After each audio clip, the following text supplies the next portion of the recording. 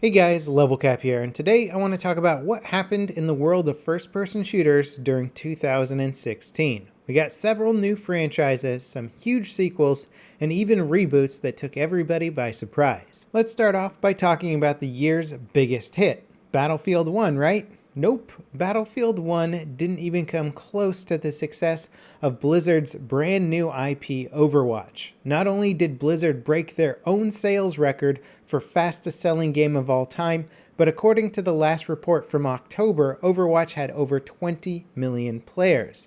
And who knows what that number has climbed to after the holiday season. This would be an impressive number even if the game was a free-to-play title, but it's not. At $40 a pop for the vanilla version and $60 for people who want some extra skins, this game has made Blizzard a mountain of cash. Not to mention, its digital marketplace is also firing on all cylinders, continuing to generate revenue from people who already own the game. The amazingly well-crafted skins, voice packs, and player icons keep the fan base interested and happy without having to constantly introduce and balance new game levels or characters, which Blizzard is doing anyway. Honestly, what Blizzard has done this year with Overwatch is really nothing short of astounding.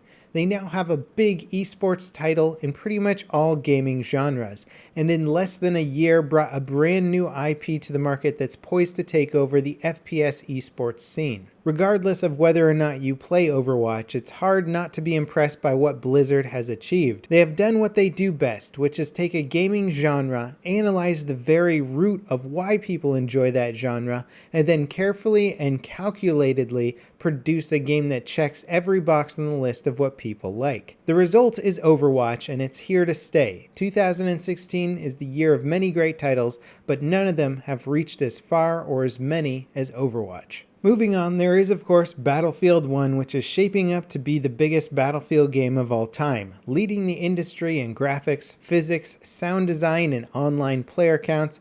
Battlefield 1 continues to impress and push the envelope of what we expect in our video games. I know people like to knock DICE and EA for being juggernauts of the industry, but there is a reason for that, and it goes beyond a good business sense. This game has created an experience that can make you forget you're actually playing a video game altogether, as you're carried away in the sheer scope and intensity of the battles. Battlefield 1 certainly lives up to its name and provides an FPS experience that simply can't be matched by anything else out there. It's a great addition to this long-lasting franchise and sets the bar high for anyone trying to create a large-scale FPS experience. However, not all of 2016's AAA sequels were as big of a success. Call of Duty Infinite Warfare and Titanfall 2 fell short of expected sales. Infinite Warfare even had a bundle option with COD 4 Remastered, offering the most content any of their launch bundles have ever offered. Titanfall 2 also came packed with loads more content than the original title, offering a single-player experience and tons of unlockable cosmetic items for multiplayer. But sadly, the quantity of content is mainly beneficial for maintaining a player base, and Titanfall 2 never really seemed to hit critical mass. Also, it's not to say that COD necessarily flopped or didn't make money by any means, but the lesser success of this title in Titanfall 2 potentially shows that the gaming market isn't as interested in wall-running futuristic titles. Most critics praise Titanfall 2 for both its single-player and refined multiplayer experience, but the player base never really showed up to play it. Perhaps it's because the game was sandwiched between two massive FPS releases, Battlefield 1 and Infinite Warfare. Some people think EA did this to try and hurt the COD sales since Titanfall and COD share many of the same characteristics. Respawn, the developers of Titanfall, have maintained their developer independence, but EA seems to be in full control when it comes to publishing side of things, and they could be enacting a dark strategy with the release scheduling. And even though Call of Duty Infinite Warfare sales weren't as strong as their previous titles, the franchise is still going strong, while Titanfall 2 may be the last in the series. I for one hope it's not, but only time will tell what will happen with this franchise. Now what about reboots? Doom has been a runaway hit this year. The original Doom from 1993 essentially put first-person shooters on the map, Creating a reboot of such a legendary game is almost asking to be slapped down by nostalgia critics, but the game paid a perfect homage to the original and recaptured what made this type of game so fun in the first place. FPS single-player games seem to get so caught up in cutscenes and quick-time animations these days that they forget to have some fun with it, and that's exactly what Doom did. With its over-the-top weapons and hordes of monsters, I felt like I was a kid again, absolutely blasting the level walls with demon blood. The graphics were also pretty damn good. Sadly, the multiplayer wasn't really anything to write home about, but then again that was also an outsourced area of the game. Perhaps next time id will do it all in-house. Now there is a first-person shooter that came out at the end of 2015, but it never really got its legs until 2016.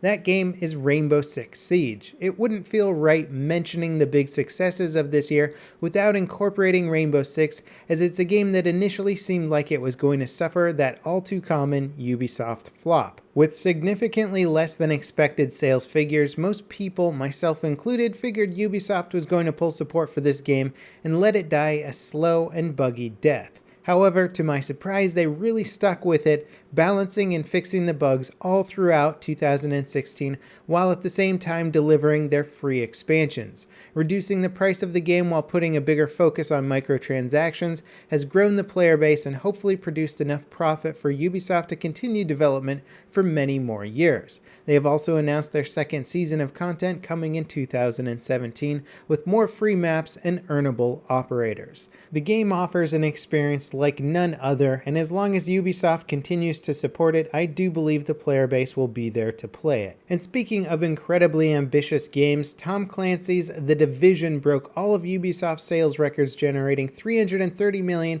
in its first week during 2016. The game had an incredible idea and great marketing. I remember being very excited to get into this massive world and explore the apocalyptic wasteland.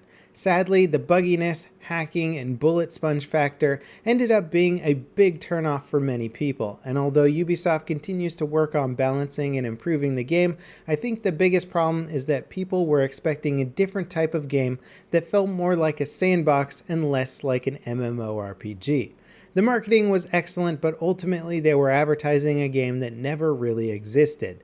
The player base dropped incredibly fast and will probably never recover, as even if Ubisoft fixes everything with the game, it will still be a title most people never wanted in the first place. The marketing of big-ticket games through highly produced trailers often strays dangerously close to what would be considered false advertising. Trailers from the original Watch Dogs and The Division have been matched up with their final products to show how diminished the final products are by comparison.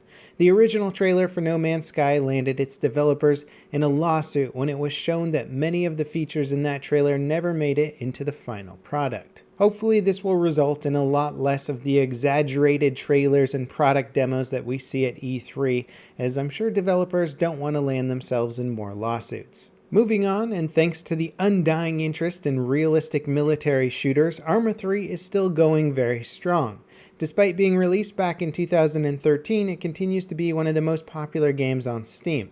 The mod community has brought a lot to the game, and in 2016, Bohemia Interactive released their first expansion called Apex, bringing in new jungle environment, vehicles, and weapons. Now, for those of you who like military sims but find ARMA to be a little too complicated or lacking a friendly user interface, Off-World Industries came out with early access to their game Squad. And even though it was launched at the end of 2015, this year the game has gone from being barely playable to having a somewhat steady player base. Described as a game bridging the gap between ARMA and Battlefield, Squad offers realism without having to memorize 100 keyboard commands. I'm looking forward to seeing what kind of progress Squad can make in 2017. And in regards to more games that had extensive betas during 2016, Cliff Bleszinski's Lawbreakers is basically still in development, slated for a 2017 release. And although it hasn't really impressed me much during 2016, that's not to say that there couldn't be a lot of changes and added features in the coming months. Now, there's been plenty of other first-person shooter games and betas released in 2016, but these are the ones that have been most on my radar and feel the most relevant to what we cover here at Level Cap Gaming. Let me know what FPS games you enjoyed the most during 2016, and as always, thanks for watching. I'll see you next time. This is Level Cap signing off.